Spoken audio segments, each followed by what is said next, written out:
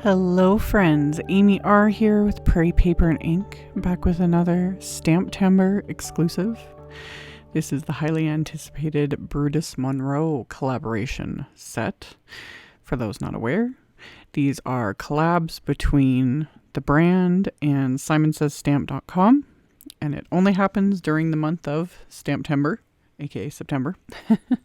And these collabs are limited edition, one and done. So once they sell out, they are gone.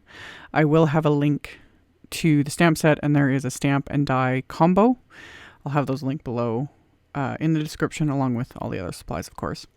So this is the seasonal Gnomes stamp set. It's an adorable 6x8 set covering Halloween, fall, and Christmas, which kind of has been the thing with the Brutus Monroe stamp sets, which is really fun. And I really wish I'd had more time to make more cards. I had so many ideas, and this set's adorable. It's always one of my favorites, and it didn't have the time. So I went with the Halloween one, of course.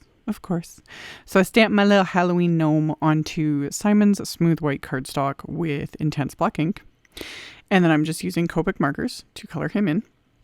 I've sped this up in editing. One, because otherwise we'd be here all day. And two, again, I'm like, I'm burning the candle at both ends, running, flying by the seat of my pants here. So I kept the coloring fairly simple, like very simple combos.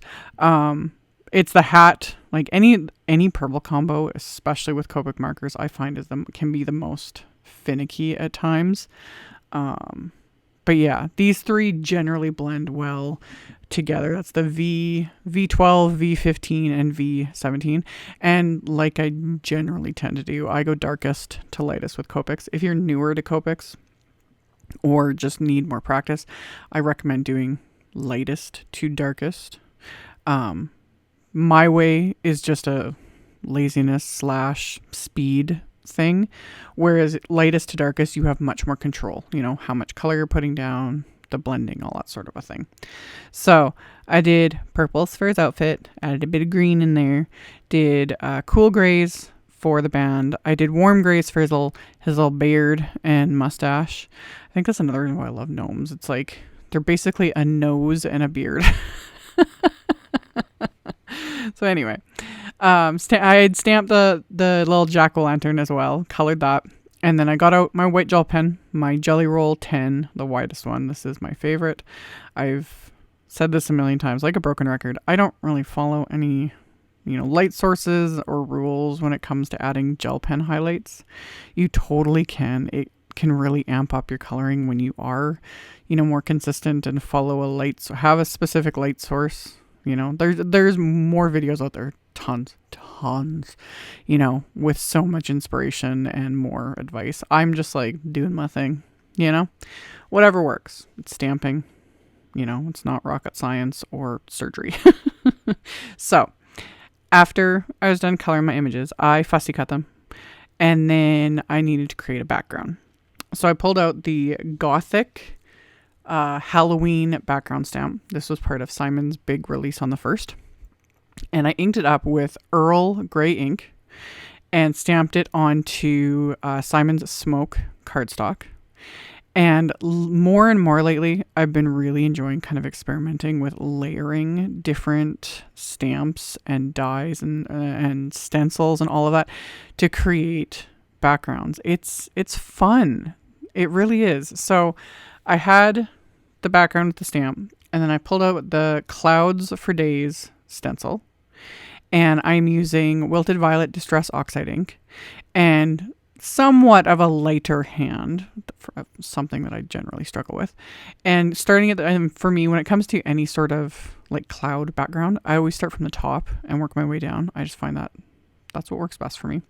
So I pick up I'm working on, again, the scrap paper, and I will sometimes wipe my brush on the scrap paper. It depends, but once I kind of get my groove going, I don't need to do that as much. But I always apply the brush to the stencil, and then I'm like pulling the ink off the stencil. That's how you get a bit more of a smoother look when you're stenciling. I'm using a bit of Post-it tape to not only mask off because there's those inner full cloud shapes with the stencil, but this also helps kind of hold the stencil in place so that it's not flying all over the place, all the fun things. And then, of course, as I'm editing this, I'm like, I have the Brutus Monroe stencil mat that, you know, has the stick on it. That would have worked perfectly with... Again, I'm burning the candle at both ends. I'm lucky if I can, like, find things half the time, because a lot of times I can't. Anyway. So I did my purple background with the clouds. And then I wanted to add yet another, because it just... especially this year, it seems like I used the layered bats stencil set. It's a set of 2, but I usually generally use this one stencil because I like the size of the bats on this one. The other stencil in this set has much larger bats. And I am blending VersaFine Clair Nocturne ink. Now, the last time I did a stencil background, which was also a Halloween card, I did like heat embossing and glacier paste and all the things. This time I'm using just inks. You know, you don't have to have 5 million different supplies. You know, it's amazing what you can do with just ink.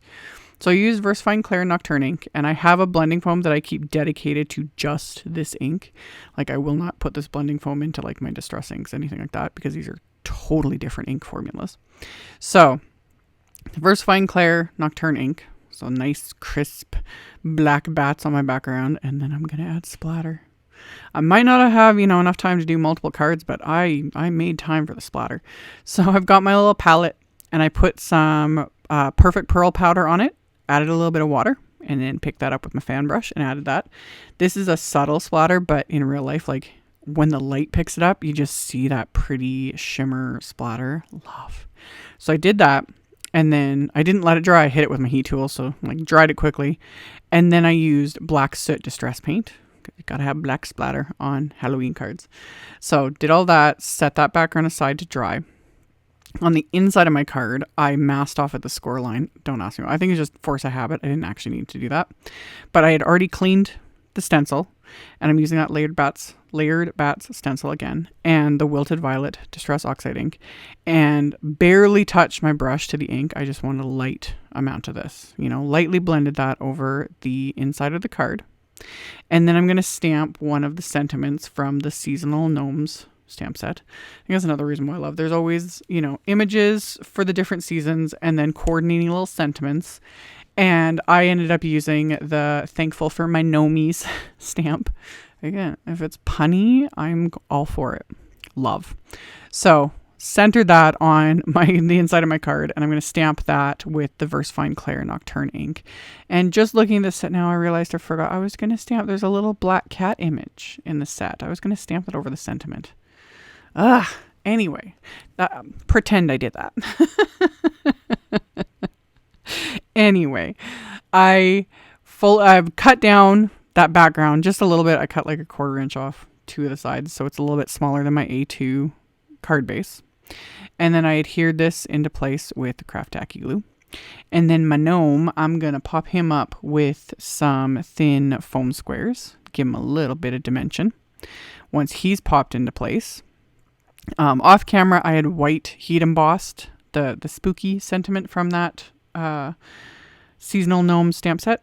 And I also trimmed down some sentiments from the CZ Design Witch Please sentiment strip pack, and or the reverse Witch Please. So once those were trimmed down, I used my black marker to just go around those edges, and it just coats that exposed white cardstock. It makes it look a little more finished. Just gives it that little extra something. So I've got the spooky sentiment, and then I cut out the spooky word from the sentiment strip pack. So I'm going to use just the salutation. So it'll say spooky salutations. And then I couldn't resist also adding the sentiment strip that says have broom will party. Love it. I was like, this goes perfect with this gnome, because, you know, he's holding his broom. I'm like, it's all just meant to be. I love, you know, it's so fun when you start combining things and things are just coming together. So popped all those sentiments into place. And of course I'm going to add more bling, because more is more. More is more. So I used some Trinity stamps, Oh My Stars, that I've used in multiple videos. Love. And there's like multiple star shapes, like they're all holographic. And then I used the new Trinity stamps Starlight, which are the like 1, 2, 3, 4, 5, 6, the 8 pointed stars, which are also holographic. All, again, just meant to be. Love them. So sprinkled those throughout this card front, adhered them into place. And then as kind of an afterthought, I pulled out my Midas Touch Aqua Shimmer pen. And I just painted that on the jack-o'-lantern's face, you know, his mouth and eyes. And then I also painted it around the buckle on his hat. It's harder to see on the buckle. And again, I'll show him it with my flashlight, but in real life, you know, again, the light picks up the sparkle, and it's got that like gold sparkle with this one, and love, so much fun. So once I've done that, let that dry, I'm going to pair this card with one of Simon's orange peel envelopes to bring all the, you know, Halloween fun together. And that finishes off this card. So like I mentioned at the beginning of the video, this set is limited edition. I'll have links to it. Last year it sold out. Well, everything has been selling out. Like this year is just nuts. Last year, the Brutus Monroe set sold out unbelievably quickly. I know Simon has stocked up big time on all these popular sets, like massive, but we'll see. You want to take bets again? I've been wrong every time. Hoping this set stays in stock for a while so that everyone has a chance to get it. But at the same time, I've been wrong. So anyway, I will have links below. Thank you all so much for watching, for thumbs upping, commenting, subscribing, all the good things. I very much appreciate all my Gnomes. And I will see you guys very soon in the next video. Bye.